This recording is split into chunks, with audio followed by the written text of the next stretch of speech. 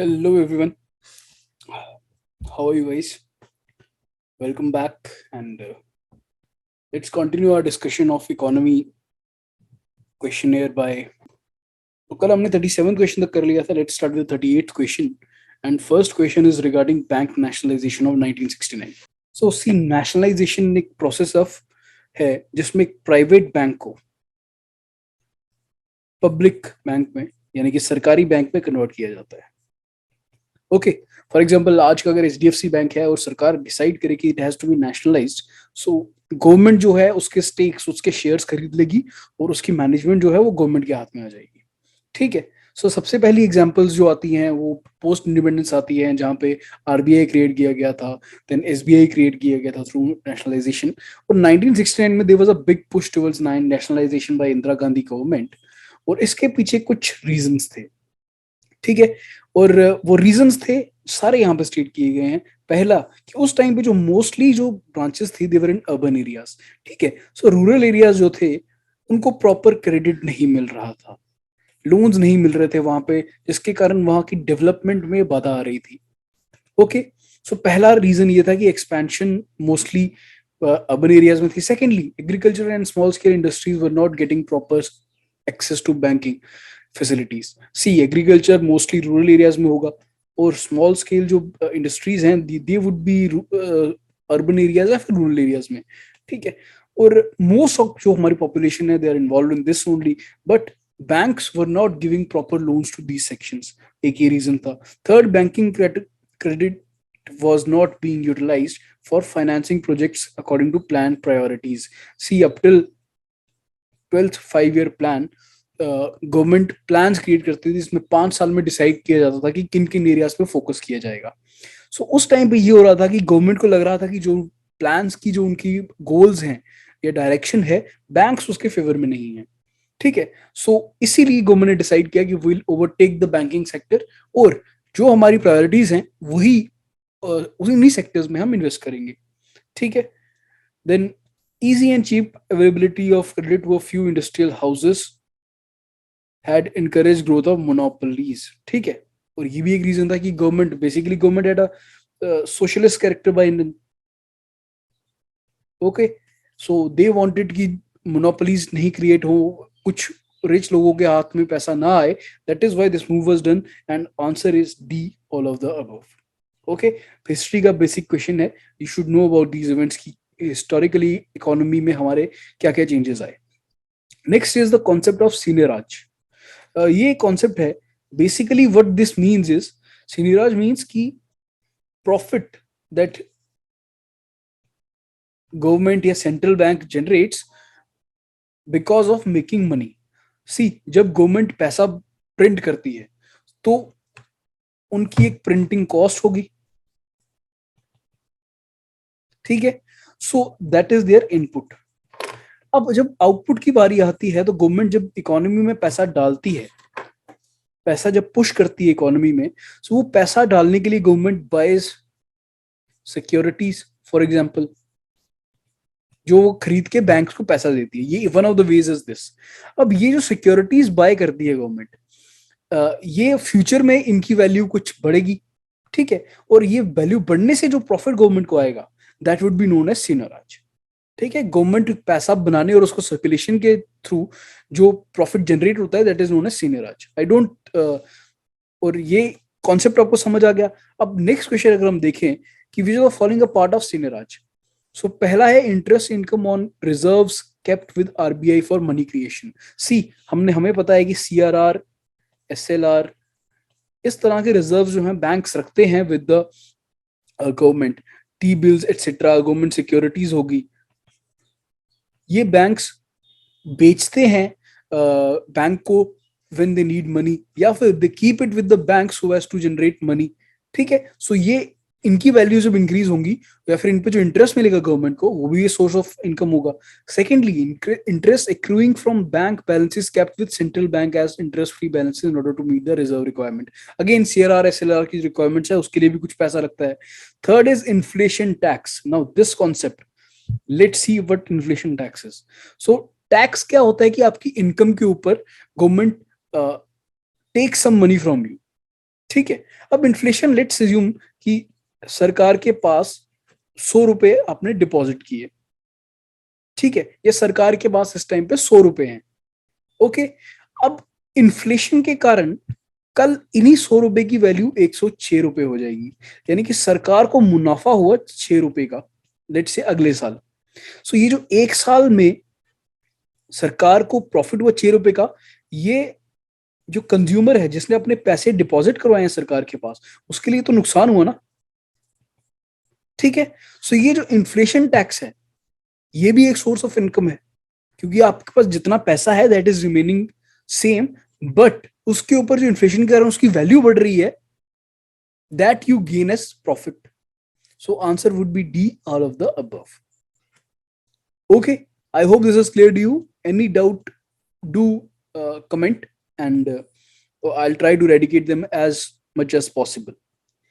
Concepts की बात है जी, इकोनॉमी बहुत सिंपल पेपर हो सकता है, बहुत सिंपल सेक्शन हो सकता है if you understand the concept properly.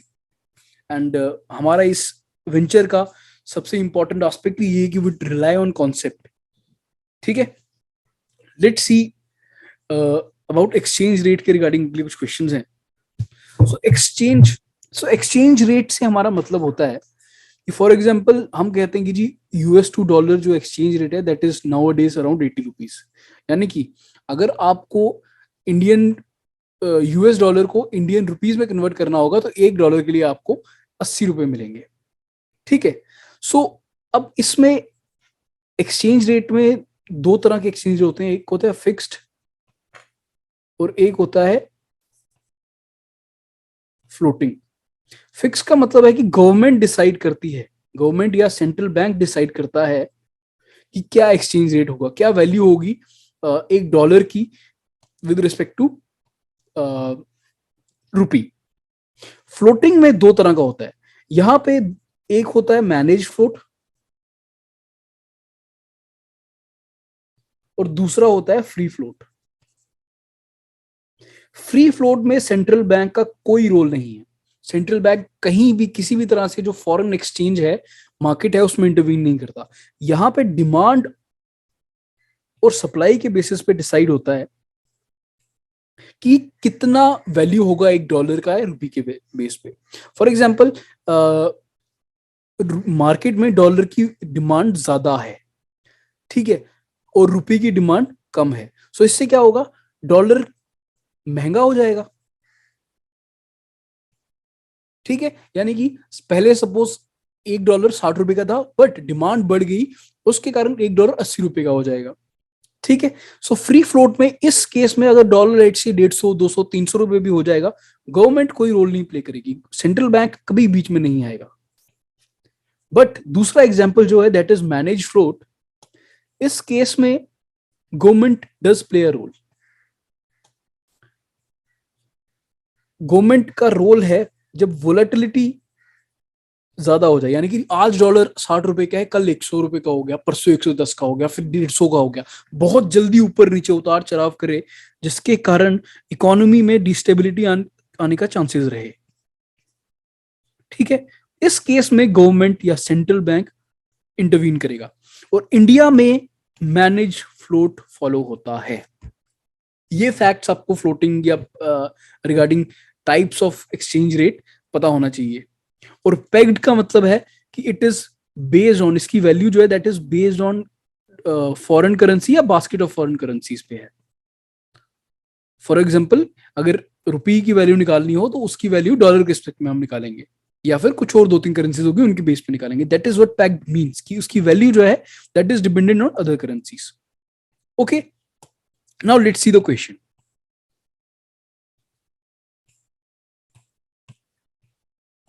So question is asking, if a country has pegged exchange rate, then consider the following. Inflation in the country may make its export less competitive. See, let's understand it's like this कि आज $1 की value 80 rupees है, ठीक है, और अगर US को एक शर्ट खरीदनी है जो कि 80 रुपए की है, वो $1 में मिलेगी। लेट्स से टुमारो इन्फ्लेशन बढ़ जाती है इन्फ्लेशन से क्या होगा, जो शर्ट की प्राइस है वो 80 की जगह 100 हो जाएगी या 120 हो जाएगी, ठीक है। लेकिन सेम चीज को खरीदने के लिए यूएस को $1.5 देना पड़ेगा। तो इसका मतलब है कि they would be less likely to buy our product, let's as compared to let's say country like Vietnam, जहाँ पे इन्फ्लेशन कम है, लेट्स से वहाँ पे इन्फ्लेशन कम है, तो हमारी एक्सपोर्ट की वैल्यू जो है वो कम हो जाएगी, तो एक्सपोर्ट जो है वो लेस कॉम्पिटेटिव बन जाएंगे। तो first is correct. Let's see second statement. It says if a country devalues its currency in proportion to the inflation, then its export may remain competitive. See, devaluation का concept जो है, it's a very important concept। और devaluation का मतलब है कि currency की जो वैल्यू है उसका वैल्यू कम होना, यानी कि अभी जो यूएस डॉलर 1 है it is equal to let's say 80, कल डिवैल्यूएशन के बाद में US dollar 1 would be equal to rupees 100, ठीक है। और जब ये नॉर्मली होती है, यानी कि डिमांड और सप्लाई की बेसिस पे होती है, तब हम इसको डेप्रिसिएशन कहते हैं। और कई बार जो सेंट्रल बैंक है कुछ कंट्रीज में, वो फॉरेन एक्सचेंज के मार्केट में इंटरवीन करता है और एक्स्ट्रा डॉलर ऐड करके या फिर करेंसी ऐड करके या करेंसी खरीद के उसको डिवैल्यूएशन करता है। Okay, so this is important to know. Depreciation और डिवैल्यूएशन में क्या फर्क है। डिप्रिसिएशन के केस में नॉर्मल जो मार्केट डायनेमिक्स है डिमांड और सप्लाई के, they result into decrease in the value of currency, and under devaluation central bank जो है that intervenes in the market and devalues the value of the currency। so अगर inflation बढ़ रही है और यानी कि $1 100 रुपए के बराबर है, और अब वो जो शर्ट हमें 120 रुपए की मिल रही थी, ठीक है, वो हमें अब फिर से फायदेमंद दिखने शुरू हो जाएगी। हम फिर से करेंगे कि ठीक है हमारा प्रॉफिट इंश्योर होगा, सो हमारी एक्सपोर्ट कॉम्पिटेटिवनेस जो है वो इंश्योर की जा सकती है कि वो वहीं रहे जहां पे है। Okay, so this would also be true and the answer would be both 1 and 2। Okay, Now let's see the next question. Which of the following statements are true regarding India's present exchange rate system? ठीक है, पहला कि RBI regulates the rupee dollar rate, ये गलत है। हमने देख लिया कि आरबीआई रेगुलेट नहीं करता, हमारा एक फ्री एक्सचेंज रेट सिस्टम है, और RBI just manages it. RBI intervene करता है जब फॉरेक्स मार्केट में बहुत ज्यादा वोलेटिलिटी हो, that is why it is known as managed float. ठीक है, so first is wrong, second is correct. RBI regulates the foreign market, this is correct. RBI का काम है फॉरेन एक्सचेंज मार्केट को रेगुलेट करना, मनी मार्केट को regulate करना, government security market को रेगुलेट करना। सो ऑल दीज रोल्स आपको पढ़े होने चाहिए, नहीं पढ़े तो प्लीज रिवाइज कीजिए, आने वाले क्वेश्चन में हम इन चीजों को देखेंगे फिर से। सो answer would be D 2 and 3। Let's see next question. RBI intervenes in the foreign exchange market, similar है to contain volatility, yes, to set a price band for rupee in terms of dollar, this is incorrect। ठीक है, price band के basis पे नहीं है कि अगर 100 रुपए से ऊपर हो जाएगा तो आरबीआई इंटरवीन करेगा, या फिर लेट्स से 60 रुपए से कम हो जाएगा तो आरबीआई इंटरवीन करेगा। आरबीआई तब करेगा जब वॉलेटिलिटी बहुत ज्यादा बढ़ रही है, दिन ब दिन रातों रात ऊपर नीचे जा रहा है फॉरेन एक्सचेंज। आज 100 रुपए है, कल 120 रुपए हो जाएगा, परसों 80 हो जाएगा, फिर 130 हो जाएगा, then RBI will intervene. Okay, so answer here would be A. And next question is, consider the following statements regarding purchasing power parity exchange rates। okay, so purchasing power parity exchange rate, पहले तो PPP का concept यहां पे आ गया। तो PPP का concept अगर हम समझें तो इसको हम इस तरह से समझ सकते हैं कि लेट्स से यूएस डॉलर की वैल्यू आज 80 रुपए है, 1 US dollar is equal to ₹80। This would be known as nominal exchange rate। ठीक है, कि वैल्यू कितनी है इन द इंटरनेशनल मार्केट। अगर मुझे डॉलर्स खरीदने हैं तो मुझे कितने डॉलर्स रुपए चाहिए होंगे टू परचेज लेट्स से $100, तो मुझे 8,000 रुपए चाहिए होंगे 100 यूएस डॉलर्स के लिए। सो पीवीबी के कॉन्सेप्ट समझने के लिए अगर हम पहले देखें कि अगर लेट से एक बनाना जो है वो इंडिया में ₹20 का मिलता है, ठीक है, और सेम बनाना $1 का मिलता है यूएस में, ठीक है। इसका मतलब ये हुआ कि $1 जो होगा वो ₹20 के बराबर है, और ये जो पर्टिकुलर चीज है, जो पर्टिकुलर इंटरेस्ट एक्सचेंज रेट है, this is known as PPP exchange rate. यानी कि पैसे की खरीदने की वैल्यू बराबर किस लेवल पे है, इंडिया में हम कितने रुपए का सामान खरीद पाएंगे, और वो सेम क्वांटिटी ऑफ सामान हम यूएस पे कितने डॉलर का खरीद पाएंगे। इससे हमें ये पता चलता है कि लाइफस्टाइल या फिर एक इकोनॉमी में अगर कोई चीज यहाँ पे ₹1,000 की है और यूएस में सेम चीज ₹200 की है, ठीक है, तो हम इक्वेट कर सकते हैं कि इंडिया में 2000 की वैल्यू जितनी है उतनी ही दो $2,200 है इंडिया में, और उसके हिसाब से हम एक एक्सचेंज रेट क्रिएट कर सकते हैं। इससे हमें पता चलता है कि वहां पे महंगाई कितनी है, और अगर सपोज मैं एज एन इंडिविजुअल कल यूएस जाना चाहूँ फॉर बिजनेस और फॉर टूरिज्म पर्पजेस, तो मुझे पता होगा कि अच्छा मुझे ₹80 से ज्यादा एक बेटर इंडिकेटर होगा कि इतना रुपए $1 की मेरी वैल्यू होगी वहां पे, ठीक है, कि मुझे जो यहाँ पे सामान ₹20 का मिलता है वहां पे ₹1 का मिलेगा, $1 का मिलेगा। So that is what PPP exchange rate is all about. Okay, I hope this is clear to you. Now let's see the question. So question में बोल रहा है कि consider the following statements, if two countries have same rate of inflation their PPP exchange rates will be constant, ठीक है। अब देखिए मैं बोल रहा हूँ कि मुझे ₹20 की चीज यहाँ पे पड़ती है और सेम चीज $1 की है। अब लेट से कि इन दोनों में 2024 में भी इन्फ्लेशन 0 है या फिर इन्फ्लेशन 1% है, ठीक है। सो जो इंक्रीज इन प्राइसेस होगा दोनों में दैट वुड बी सेम, ठीक है। इसका मतलब कि जो एक्सचेंज रेट है वो हमेशा कांस्टेंट रहेगा। जो रेशो है कि कितना यूएस डॉलर के हिसाब से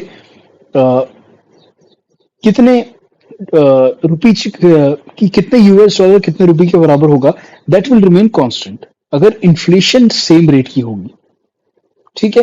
सो अगर अगले साल यहाँ पे चीज ₹40 की है और यहाँ पे $2 की है, तो ultimately $1 would be equal to ₹20 only, ठीक है। और उससे अगले साल अगर सेम चीज यहाँ पे इंडिया में ₹80 की है और यहाँ पे $8 की है, $4 की है, तो again $1 would be equal to ₹20 only. So first statement is correct. Second, the prices of goods will be same in both the countries when converted at triple P exchange rate. ये तो ट्रिपल पी की definition है, so answer would be both 1 and 2. Okay, I hope this is clear to you. Again अगर समझ नहीं आ रहा है तो प्लीज इसको एक बार फिर से अपने नोट से रिवाइज कीजिए या फिर मुझे कमेंट कीजिए, I will explain it again. Next is which of the following statements are true in case the currency of two countries are at purchasing power parity, ठीक है। सो इसका आपको सिंपल याद रखना है कि जब nominal exchange rate purchasing power parity exchange rate के बराबर हो जाता है then we reach purchasing power parity, ठीक है। ये सिंपल सी चीज याद रखिए, इसके रिलेटेड क्वेश्चन नहीं गलत होगा, और इसके बारे में सोचिए ये क्यों होगा, ठीक है। ये मैं समझाऊंगा नहीं क्योंकि इसमें टाइम फिर से अगेन ये चीज मैंने रिपीट की है, पहले भी पढ़ाया है। थोड़ा अपना दिमाग को लगाइए, अगर नहीं आता तो अगेन कमेंट, मैं फिर इसको पढ़ा दूंगा, बट ये मैं आपको चाहता हूँ कि आप खुद सोचिए कैसा क्यों होगा। Now let's see this one. Mister x has 20 crores in India x के पास 20 करोड़ हैं इंडिया में, और वाई जो है उसके पास 1 करोड़ है डॉलर यूएस में,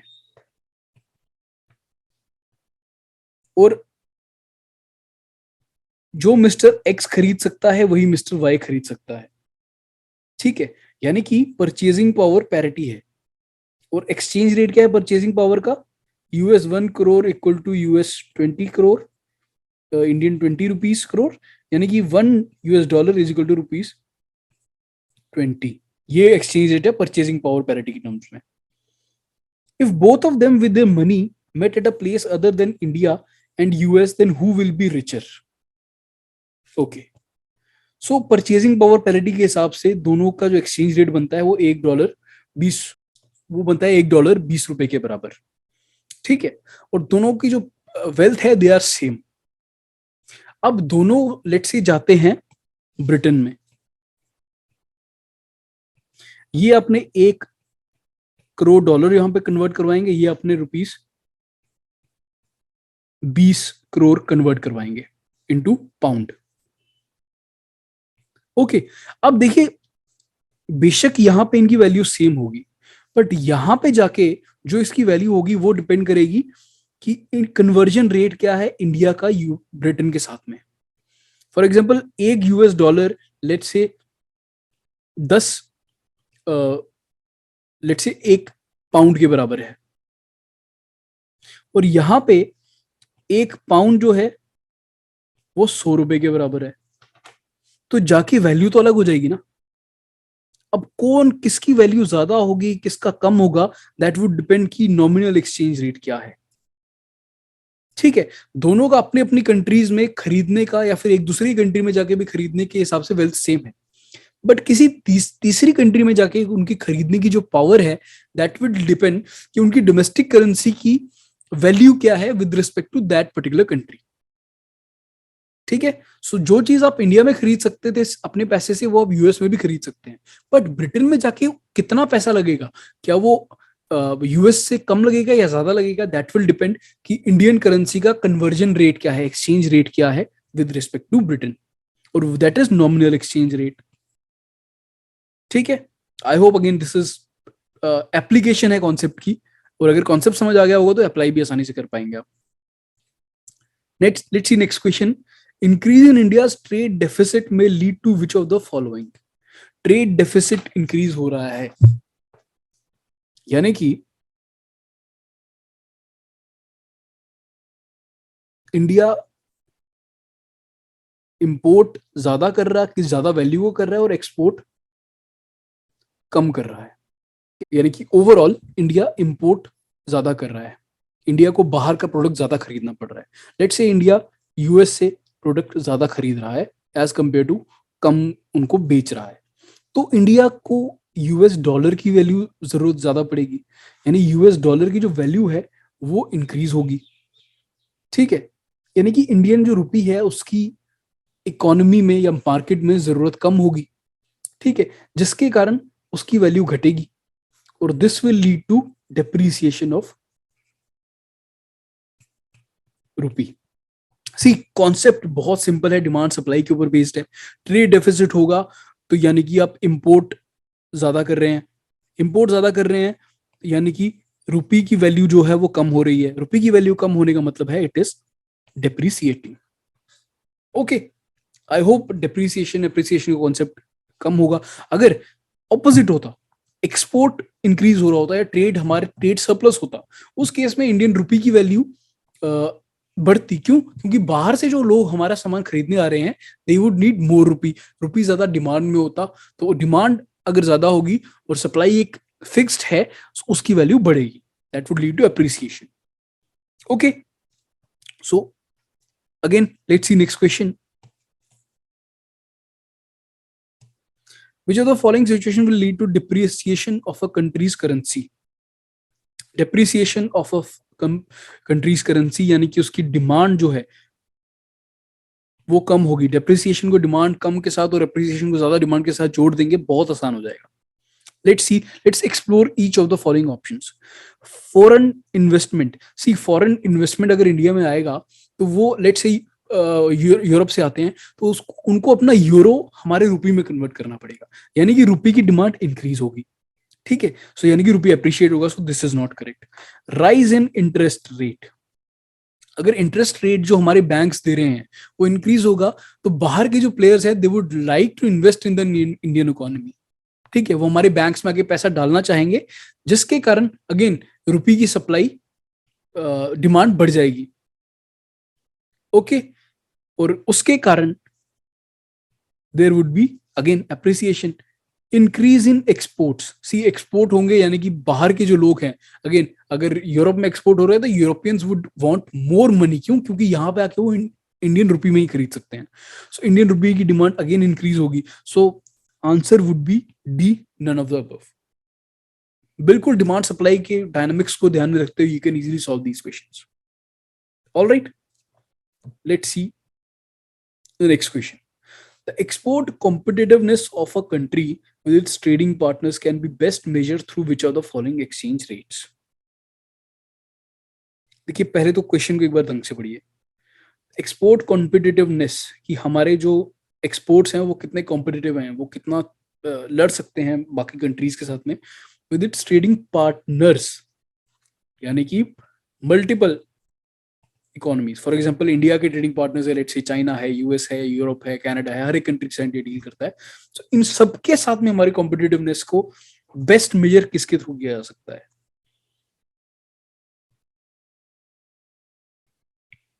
first is nominal exchange rate, second is real exchange rate, nominal effective exchange rate, real effective exchange rate. देखिए नॉमिनल एक्सचेंज रेट है कि व्हाट इज द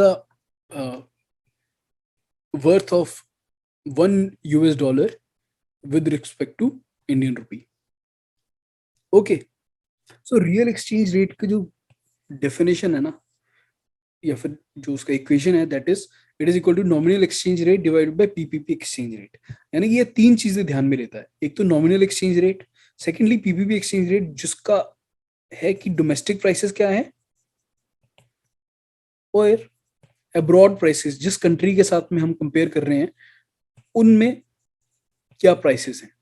सो अब जब हम अपने ट्रेडिंग पार्टनर्स के साथ में अपने ट्रेड कॉम्पिटिटिवनेस की बात करते हैं, सो उसमें तीनों चीजें आ जाएंगी कि हमारी अपनी प्राइसेस, डोमेस्टिक प्राइसेस क्या हैं और अब्रॉड प्राइसेस क्या हैं। क्यों? ये डिसाइड करेंगे कि उनके लिए ये ट्रेड फायदेमंद है या नहीं है, ठीक है। अगर अब्रॉड प्राइसेस जो हैं they are higher than domestic prices, जो यहाँ पे प्राइसेस हैं, सो दे विल प्रेफर कि वो यहाँ से इंपोर्ट करें। क्यों? क्योंकि उनको नेट फायदा है। फॉर एग्जांपल उनको अगर एक बर्गर वहां पे $2 का पड़ रहा है और $2 120 के बराबर है, और 2 बर्गर इंडिया में ₹100 के बढ़ रहे हैं, so again they have a net profit of ₹20, so they would prefer कि वो यहाँ से खरीदें। सो इसमें तीनों चीजें आ रही हैं। So real exchange rate trade competitiveness के लिए एक अच्छा यार्डस्टिक है। Second, real exchange rate, real effective का मतलब ये है कि हमारे जितने ट्रेडिंग पार्टनर्स हैं, फॉर एग्जांपल इंडिया 100 कंट्रीज के साथ में ट्रेड करता है, अलग अलग प्रोडक्ट्स अलग अलग कंट्री के साथ में अलग अलग वैल्यू अलग अलग क्वांटिटी में डील करता है। सो इन सब का एक एग्रीगेट एवरेज निकालना, ठीक है, वेटेड एवरेज निकालना, that is known as real effective exchange rate, ठीक है। जब भी इफेक्टिव वर्ड आएगा इसका मतलब है कि वेटेड एवरेज की 100 कंट्रीज के साथ हमारा एवरेज कितना है, डिपेंडिंग कि किसके साथ ज्यादा है और किसके साथ कम है, उन सबको इंक्लूड करके। So the real effective exchange rate is the best unit, your best exchange rate for gauging the trade competitiveness या export competitiveness, ठीक है। I hope this would be clear to you. Again, अगर कोई भी doubt है please do comment. I'll be more than happy to clear your queries. Let's see next question. If rupee is appreciating in the real terms with respect to US dollars, okay, then यानी कि real exchange rate जो है that is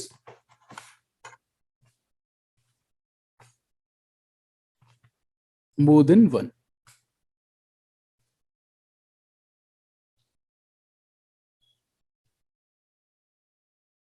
okay, अब सी simple सी बात है, real exchange rate को भी छोड़ दीजिए आप, रुपी अप्रिशिएट कर रहा है, यानी कि रुपये की वैल्यू ज्यादा हो रही है, यानी कि पहले जो रुपये 80 रुपए का था $1 के बराबर, अब वो 60 रुपए का हो जाएगा। यानी कि अब यूएस वाले को जो चीज पहले 80 रुपए की मिलती थी, जो पहले $1 की मिलती थी, अब उसको $1 से ज्यादा देना पड़ेगा सेम चीज खरीदने के लिए। सो हमारी एक्सपोर्ट कॉम्पिटिटिवनेस कम हो जाएगी विद रिस्पेक्ट टू लेट से बांग्लादेश, जहां पे ये नहीं हो रहा, वहां पे जो चीज पहले $1 की थी अब भी $1 की मिल रहेगी।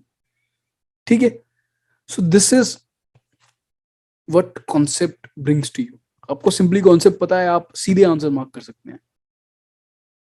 ओके, अगर रुपये अप्रिशिएट हो रहा है तो एक्सपोर्ट कॉम्पिटिटिवनेस कम होगी, और अगर अगर रुपये डिप्रिशिएट हो रहा है तो एक्सपोर्ट कॉम्पिटिटिवनेस बढ़ेगी।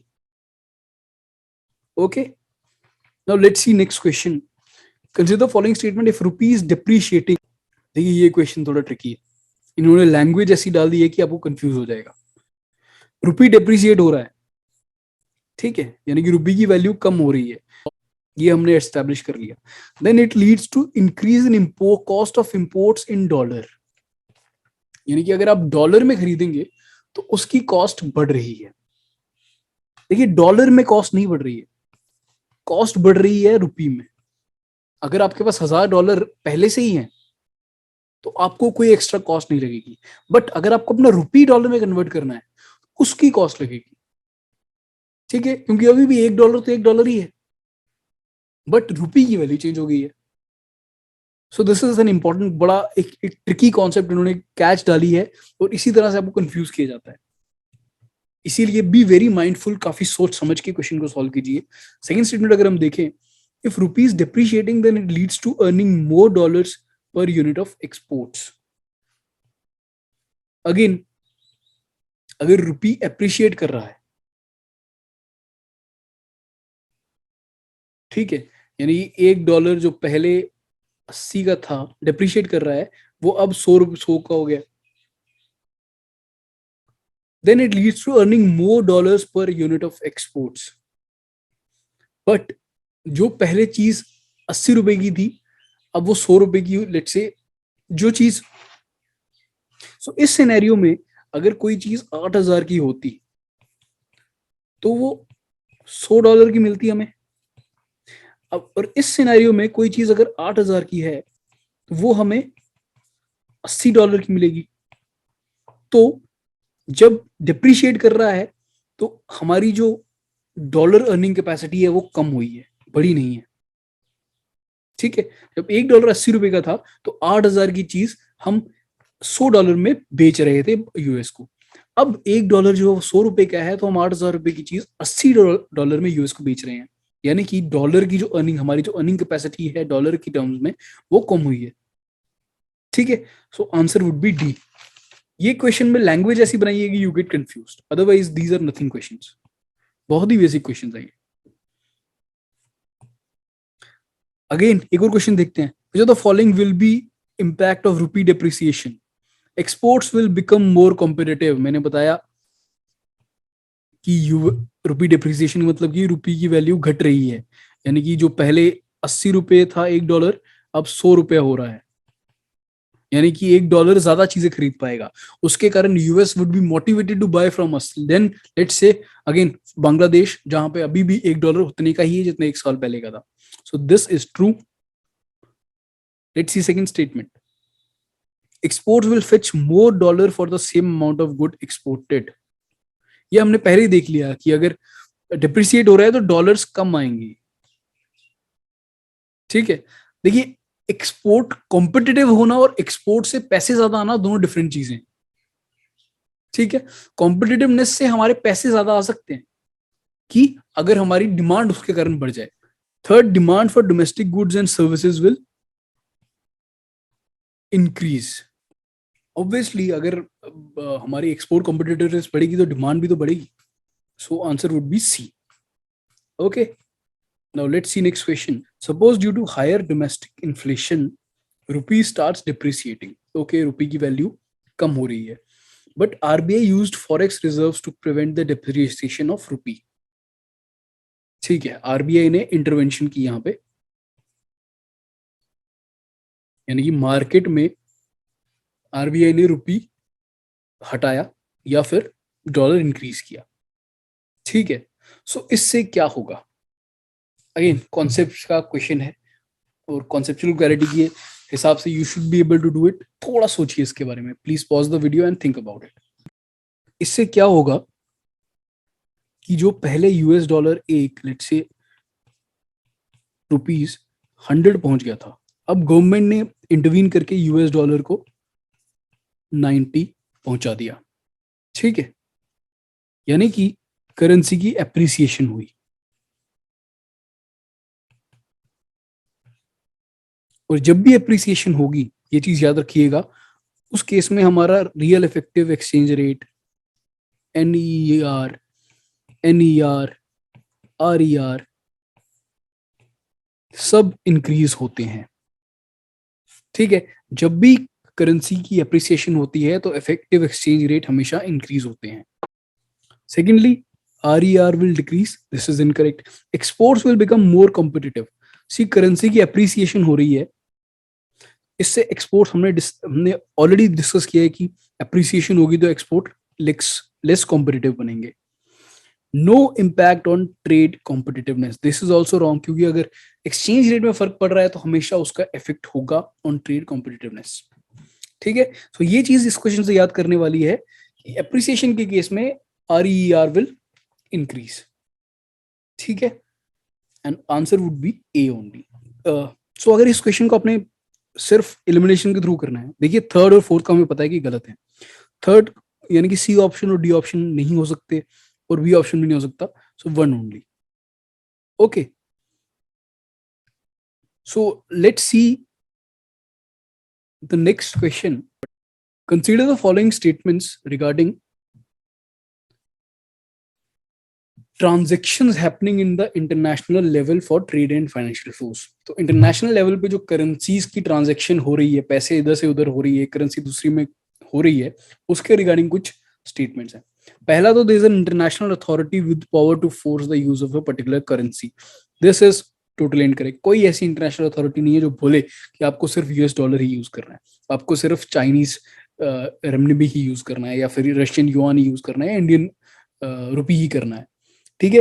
This is based on demand, supply, international trade कितना है पर्टिकुलर कंट्री का किसी और कंट्री के साथ। फॉर एग्जांपल यूएस सबसे मेजर इकोनॉमीज है में से है, और सबसे ज्यादा ट्रेड होता है दुनिया के इनके साथ, और सबसे ज्यादा इम्पैक्टफुल इकोनॉमी है, इसीलिए उनका करेंसी सबसे ज्यादा यूज होता है, ठीक है। So first is incorrect. Second, let's see there is a basket of currency which can only be used to settle international transaction. See this is also correct, incorrect, क्योंकि कोई ऐसी बास्केट नहीं है, अगेन कोई प्रिस्क्राइब नहीं कर रहा, country के ऊपर डिस्क्रिशन है, जो वो चाहे उन करेंसी के साथ में कर सकते हैं, ठीक है। Currencies which maintain a stable purchasing power are generally accepted. देखिए स्टेबल परचेजिंग पावर तभी आती है जब आपकी इकोनॉमी स्टेबल है, ठीक है, हाई ग्रोथ है, इन्फ्लेशन कम है। सो ये सब का मतलब है कि आपका ट्रेड भी ज्यादा होगा। तो इसके कारण जो स्टेबल परचेजिंग पावर वाली करेंसीज हैं वो एक्सेप्ट की जाती हैं। जिनकी करेंसीज बहुत ज्यादा फ्लक्चुएट करती हैं, आज 100 रुपए है कल 500 रुपए होगी, तो उसके कारण जो ट्रेड में है बहुत सारी फ्लक्चुएशन आएंगी, और जो कंट्री उनके साथ डील कर रही है उनको भी डिफिकल्ट होगा टू डील विद देम। क्यों? क्योंकि आज वो चीज जो $1 में खरीद रही है, कल वो हो सकता है $2 की मिले। सो उनकी अपनी इक्वेशन प्रॉफिट एंड लॉस, उसमें डिफरेंस आ सकता है। Fourth is freely convertible currencies are generally accepted. हाँ, जो करेंसी आसानी से कन्वर्ट हो जाए, ठीक है, जिसको एक्सचेंज करने में दिक्कत ना आए, सेंट्रल बैंक जिन पे दिक्कत ना डाले कि आप इससे ज्यादा कर सकते हैं, इससे कम कर सकते हैं, these are readily accepted. So answer is C. कुछ ज्यादा समझाने वाला नहीं है, इनमें जनरल स्टेटमेंट्स हैं। So next is consider the following statements regarding internationalization of rupee. So international currency जो है वो करेंसी होती है which is freely available to non residents. यानी कि फॉर एग्जांपल यूएस का, चाइना का, कनाडा का कोई भी इंसान अगर यूएस इंडियन रुपी को अगर खरीदना चाहे, so they can easily buy it, they can easily exchange their currency with our currency, ठीक है। इसीलिए it will be most acceptable. बाकी कंट्रीज अच्छे से हमारे करेंसी में खरीदना चाहेंगी, ठीक है, उनको दिक्कत नहीं आएगी। फॉर एग्जांपल काफी सारी लिमिटेशंस होती है। For example capital account convertibility जो है, एक कॉन्सेप्ट है जो हम बाद में पढ़ेंगे, ये एक बहुत बड़ी रिस्ट्रिक्शन होती है काफी कंट्रीज के लिए, जो इंडिया भी कुछ हद तक करता है। सो इंटरनेशनलाइजेशन ऑफ रुपी के रिगार्डिंग अगर हम स्टेटमेंट्स देखिए, it means use of rupee for transaction between non residents. हाँ, अगर नॉन रेजिडेंट्स हमारे साथ में या अपने बीच में ट्रांजैक्ट करना चाहें तो they can use it as a currency. For example US dollar is use between different countries to do trade. Europe और कनाडा के बीच में जो ट्रेड होता है वो भी कई बार यूएस डॉलर में होता है। It means use of rupee transaction between residents and non residents. Obviously कोई भी कंट्री का रेजिडेंट है वो इंडिया में आके फ्रीली ट्रेड कर सकता है विद देयर करेंसी, एक्सचेंज करवा के। Third, military capability of a country plays a role in internationalization of currency. देखिए जितनी बड़ी इकोनॉमी होगी, ठीक है, या जितनी बड़ी इकोनॉमी होगी उनको ट्रेड के लिए एनफोर्स करने के दिल नीड हार्ड पावर। अपना लोहा मनवाने की, कोई अगर ट्रेड में उनके साथ रिनीज कर जाए तो उनके पास इतनी पावर होनी चाहिए कि वो उनको बाय हुक और क्रुक अपने फेवर में ट्रेड की डील को साइन करें।